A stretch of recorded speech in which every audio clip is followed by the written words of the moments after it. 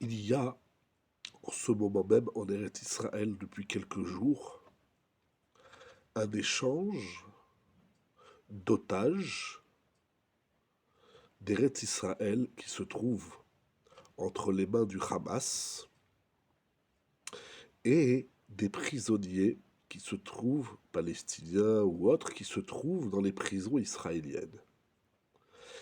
Et d'un accord par différents pays qui sont intégrés et concernés par les événements, il y a un accord d'échange d'otages contre des prisonniers. Bien évidemment, il y a le côté émotionnel de ce sujet ô combien délicat. Il y a des analyses politiques, des analyses de guerre, et il y a ce que nous allons essayer de voir aujourd'hui, l'analyse de la Torah en simple la question, a-t-on le droit de libérer des prisonniers qui ont été jugés par un État, comme on dit aujourd'hui, démocratique, et qui ont décidé de mettre ces personnes en prison pour des actes de terrorisme ou de vandalisme? Est-ce qu'on a le droit de les libérer en échange de la liberté des otages pris par nos ennemis? Nous allons essayer de voir très succinctement l'analyse thoraïque et ilkhatite d'un grand maître, un décisionnaire de notre génération, le Gaon Rav Asher Weiss. On va essayer de dire les points qu'il développe, quelle est son opinion qu'il dit lui-même écrit de façon très succincte. Tout d'abord, nous voyons dans la Genèse au chapitre 14, verset 14 et au-delà, verset 16-17, que Avram Avinu prend connaissance que Lot est fait prisonnier. Avram Avinu va s'investir grandement pour libérer Lot de son état donc d'otage. Il est pris en otage pour le libérer de la main de ses ravisseurs. Pour ce faire, Avram Avinu va entamer une guerre jusqu'à libérer Lot. De même, nous pouvons lire dans le livre de Shmuel Aleph, au chapitre 30, du temps de David Amelech, du roi David, s'écrit que le peuple de Amalek a fait des prisonnières, Vaishbu et Anashim, et David Amelech va également entamer un combat pour libérer ses otages. Donc, on ne sait pas tous les détails, nous dira Weiss, du déroulement de ces deux épisodes que nous avons dit, donc celui de Avram et celui de David Amelech. Mais nous voyons en tout cas qu'il est une notion très importante, majeure, de faire le possible pour libérer les otages, les prisonniers d'Israël pris se trouvant dans les mains de nos ennemis.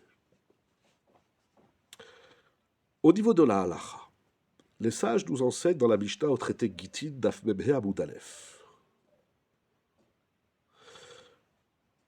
qu'on ne rachète pas les prisonniers à un prix trop élevé. Si vous voulez, la question c'est de savoir combien doit-on payer, quelle est la limite des efforts qu'on doit faire. On pourrait dire qu'il n'y a pas de limite, il faut tout faire pour libérer une personne. Mais l'Agmara va développer que le prix à payer pour libérer un otage peut s'avérer être un problème. Il va avoir des répercussions, des conséquences négatives pour le peuple d'Israël.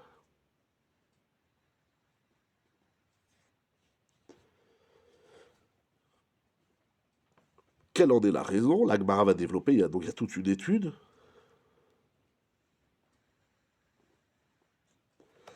Il peut y avoir des conséquences pardon, pour le peuple d'Israël ou pour les otages eux-mêmes. Cette Sougia, cette étude au traité Gittin, Daf Mem He Amud Aleph,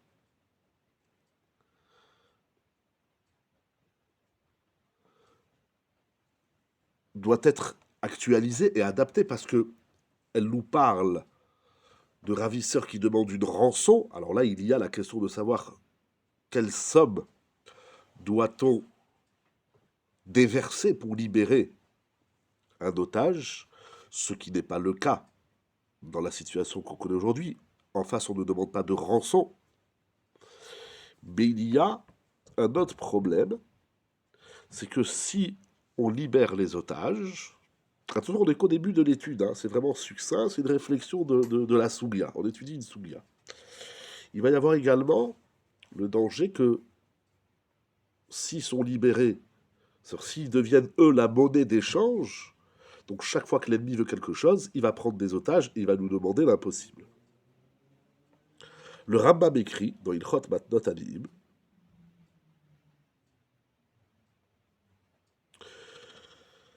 au Perek Chet Alachayut Bet, il ramène cette étude, et c'est ramené également dans le Shulchan Aruch Yoredea Siman Resh Nun Bet, qu'il faut étudier l'échange proposé par l'ennemi, par le ravisseur, afin de ne pas leur donner la possibilité de croire qu'ils peuvent demander ce qu'ils veulent, ce qu'ils désirent, moyennant cet échange. Donc on sent que c'est extrêmement délicat, parce qu'il y a une mitzvah donc de libérer, pidyon juif, de libérer des otages, des prisonniers, mais il ne faut pas que ça devienne un business, entre guillemets, entre Israël et nos ennemis. Si chaque fois on s'évertue de libérer des otages, moyennant ce qu'ils nous demandent, donc ils vont s'amuser, entre guillemets, à prendre des otages, et puis ensuite, pour nous les rendre, il va falloir monnayer et discuter. Donc apparemment, ici aussi, apparemment.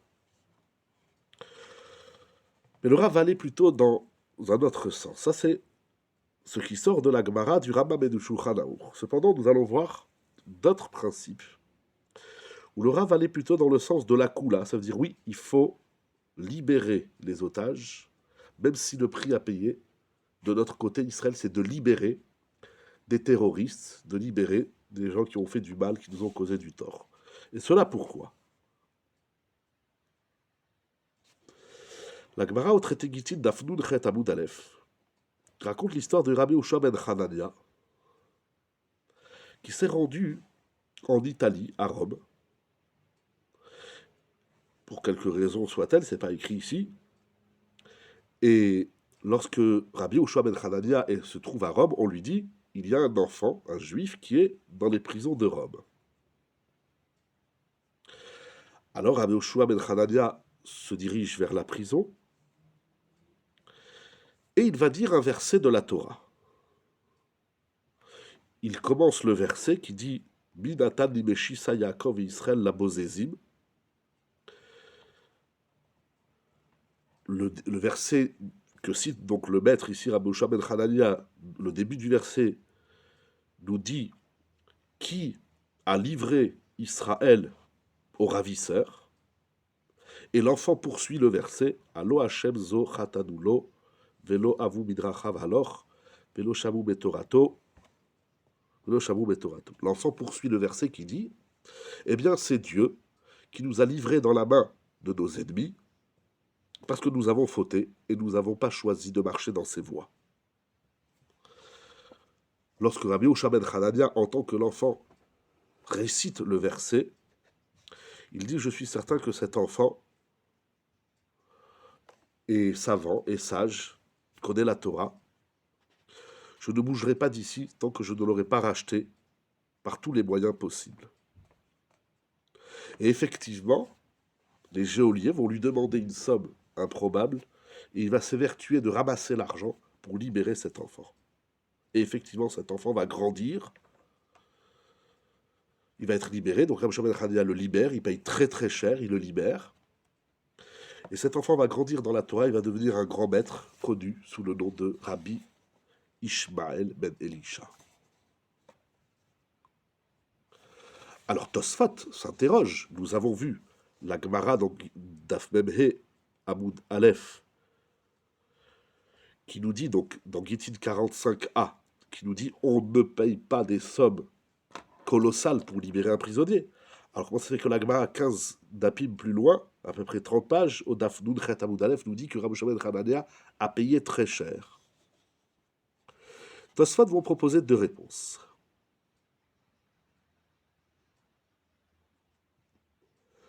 Première réponse, il y a deux types de prisonniers. Il y a des prisonniers d'Israël qui sont dans la main des ennemis, mais ils ne sont pas en danger de mort.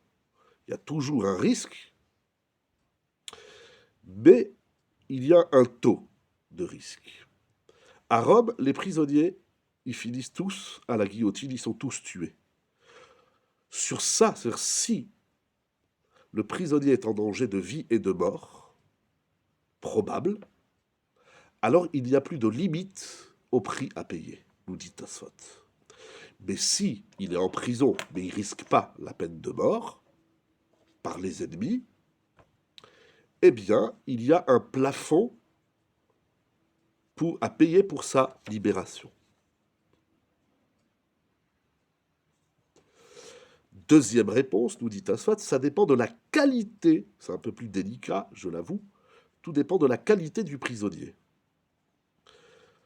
Si on se rend compte que le prisonnier Israël, qui se trouve dans la main des ravisseurs ici à Rome, est un savant de Torah, est grand dans la chorma, et on lui reconnaît la vertu de la sagesse, et on reconnaît qu'il peut devenir un grand maître de la Torah, alors là, il n'y a plus de plafond. On dépense tout ce qu'il faut dépenser pour le libérer.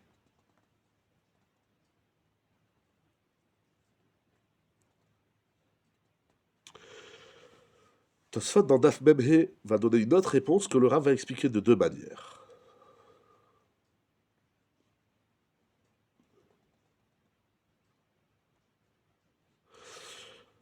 Première façon, c'est que cette histoire-là s'est produite au temps de la destruction du Beth Amikdash. Et lorsque, dans cet état, dans cet épisode de la destruction du Beth Amikdash, tout le peuple d'Israël est en danger. Et donc là, tout ce qu'on peut sauver, toute personne qu'on peut sauver, on sauve.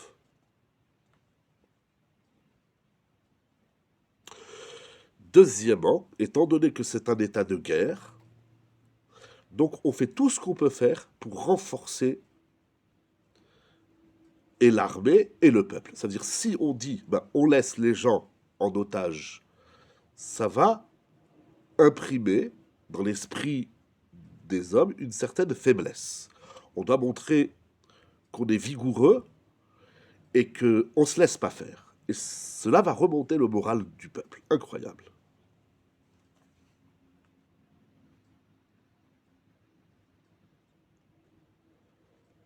Incroyable. Le Shulchan Aruch, dans Yoredea,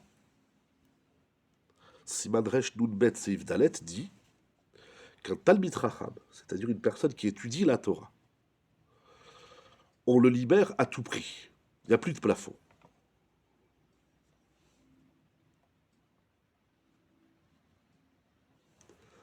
Quant à ce que Tosfot nous dit que si le prisonnier, l'otage, est en situation de danger, là aussi il n'y a plus de plafond, c'est sujet à discussion, ça c'est l'opinion de Tosfot, mais le Ramban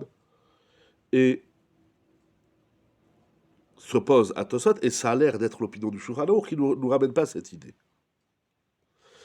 Nous avons, va nous rapporter le Rav, le Gaon Rav Asher Weiss. Nous allons voir que dans l'histoire, cette question a été soulevée par les grands décisionnaires, les grands maîtres de la Torah. Le Maharam de Lublin, parle d'un jeune juif qui a été attrapé par les gouverneurs musulmans arabes parce qu'il s'est prostitué avec une Ishmaélite. Ils ont voulu le condamner à mort et lui ont dit ou tu changes de religion, tu te convertis à l'islam ou on te tue. Alors, la question a été soumise au Maharam de Lublin. Est-ce qu'il y a une mitzvah de le racheter, de le libérer? Parce que c'est lui-même qui s'est causé le tort. C'est lui-même qui est passé outre la loi, puisque la loi interdit la prostitution. Et s'il y a mitzvah de le racheter, même dans le cas où il a commis cette erreur, ou une autre erreur, y a-t-il un plafond pour libérer ce prisonnier? Le Maharam de Lublin, qui analyse donc la question à 2 points, donc premièrement, est-ce qu'on lui dit, c'est de ta faute, t'avais pas qu'à faire l'idiot? Et deuxièmement, y a-t-il un plafond? Sur la première question, il dit, on ne regarde pas la cause, même si c'est de sa faute, si c'est lui-même qui s'est causé, parce qu'il est passé outre la loi, il a fait une erreur et à cause de ça il est en prison, peu importe la raison pour laquelle le Israël est entre les mains des ravisseurs, il faut le racheter. Cependant, il dit qu'il y a un plafond à étudier, c'est délicat le plafond, c'est délicat dans la technique de la halakha, mais il ne faut pas payer des sommes colossales.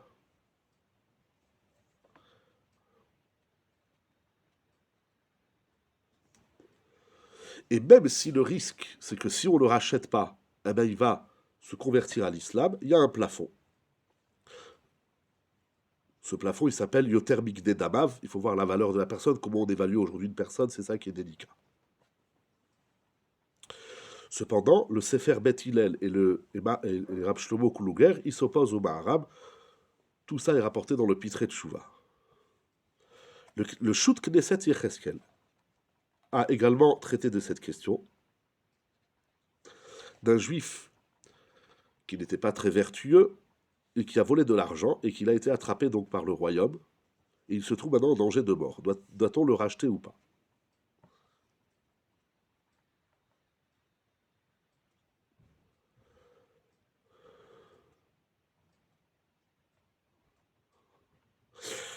Il va dans le sens du Maharam de Lublin. Il dit qu'on a une mitzvah de le racheter, mais qu'il ne faut pas déplacer un certain plafond fixé donc par les Chachamim et par la Halacha.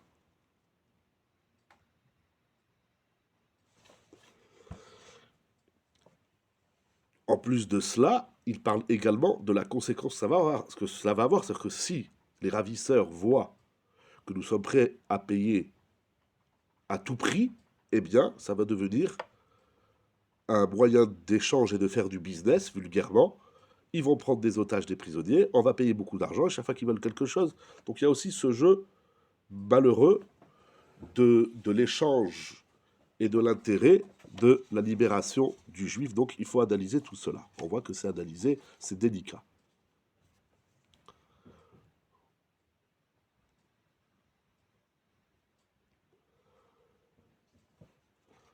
Rav Weiss lui-même, au vu de la sougia du sujet, il dit je ne comprends pas ce que disent le Maharam de Lublin, le Maharivel et le Knesset Yecheskel. Lui pense qu'il faut payer à tout prix. Il faut le libérer. Une personne qui est en danger de mort, il faut la libérer, quelle qu'en soit la raison pour laquelle il a été emprisonné et quelle que soit la somme qui est demandée. Nous connaissons bien l'histoire du Maharam de Rothenburg, qui a été pris par les gouvernements, et ils ont été d'accord de le racheter, et ils ont été d'accord de le libérer pour une somme très, très importante. Et la communauté était prête de payer, c'était le Maharam de Rothenburg. Ils étaient prêts de payer très cher, mais le Maharam lui-même a refusé. Il a refusé parce qu'il a dit il ne faut pas payer trop d'argent, sinon on va devenir les Juifs un moyen d'échange et de business. Donc il refuse, il refuse, il ne veut pas que la communauté le rachète, le libère. Il va rester en prison et malheureusement, il finira ses jours en prison.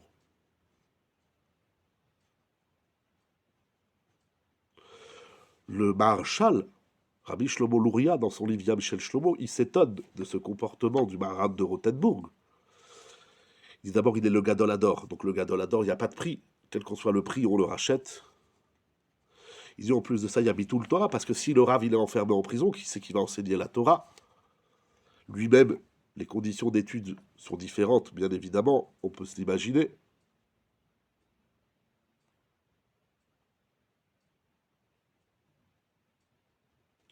Cependant,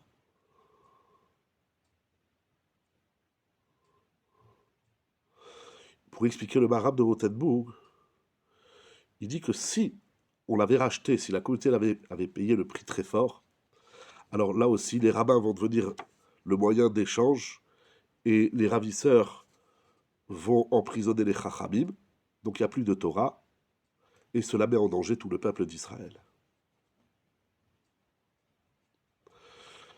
De façon concrète, le Maharshal conclut et dit qu'aujourd'hui, on paye quelle qu'en soit la somme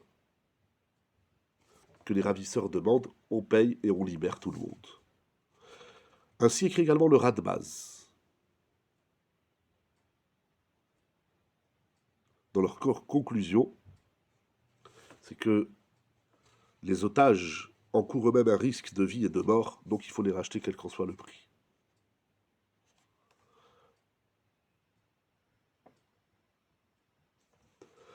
Il précise Weiss que même s'ils ne sont pas en danger de mort, mais ils sont en danger de souffrance, aussi on les rachète à tout prix.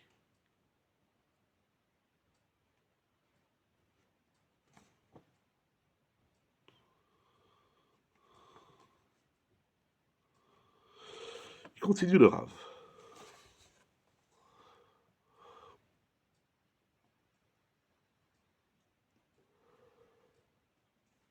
Quel qu'en soit la condition d'échange, il faut libérer les otages.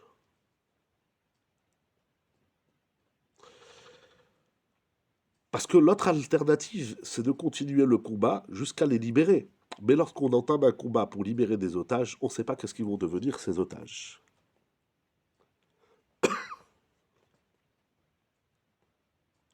Comme ça, il sort de l'Agma dans Gittin d'Afmebé à Moudalef.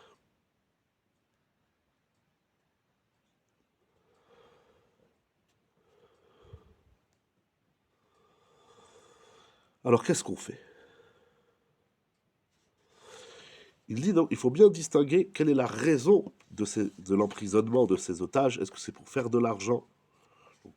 Ça devient une monnaie d'échange, ou bien c'est de mettre en danger et les otages et tout un pays.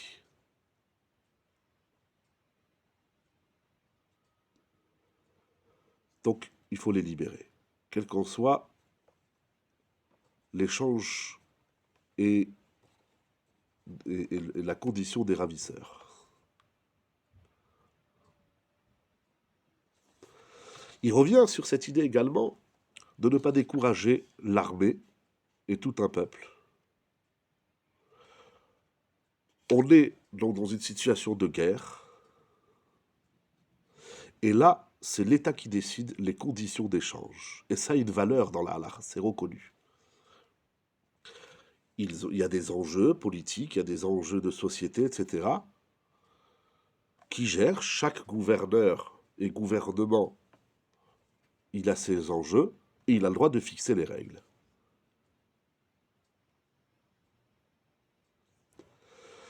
Donc c'est sûr qu'il faut tout faire pour libérer les otages.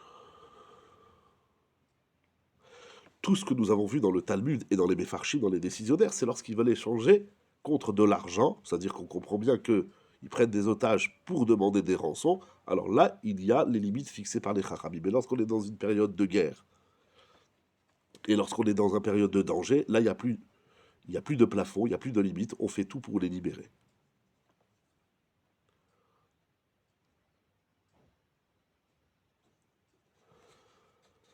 Dans le livre Orchot Rabbeinu, il est rapporté ce que dit le Steipeler à la Shalom, le Keilot Yaakov.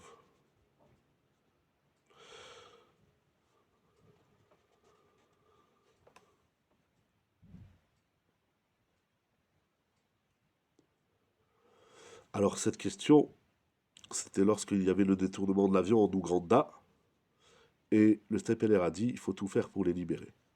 Rav Ovadia Yosef, dans Yabia Omer, parle également de cette question, et il dit, la conclusion, c'est que le gouvernement a le droit de libérer des terroristes en échange des otages.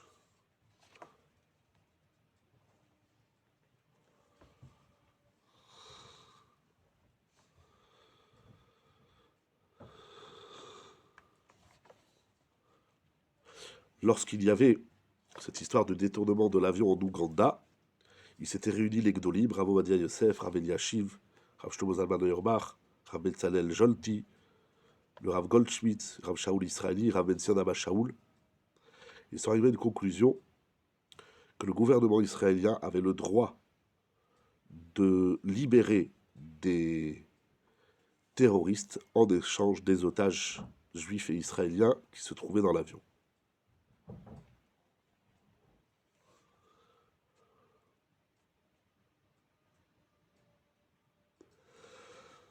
En conclusion, nous dit le Rav, c'est délicat comme question au niveau de la halakha, proprement dit. Voilà, je vous ai fait un petit, vraiment résumé succinct des points de discussion et de réflexion. C'est sûr qu'il faut suivre le chemin de la Torah pour libérer les otages. C'est une grande mitzvah. Et bien évidemment, il faut tout faire pour éviter les dégâts éventuels. Donc ça, le Rav, il a écrit. C'est le shiur donc, de cette semaine dans le feuillet Shiurei Mara Nagod Rabbi Asher Weiss Shlita Vaishlach 5784. Il est ratson que tous les otages soient libérés, sains et saufs, en bonne santé et très vite. Qu'ils soient tous libérés, israéliens, non-israéliens, juifs, non-juifs, qu'ils soient tous libérés. Qu'Akadosh Baruch Hu rétablisse le shalom en Eretz Israël, le shalom et la paix dans le monde, et qu'Akadosh Baruch Hu se manifeste dans toute sa grandeur, dans toute sa gloire, dans toute sa puissance, et que le monde entier reconnaisse la splendeur divine. Amen. Que Yehi Ratson.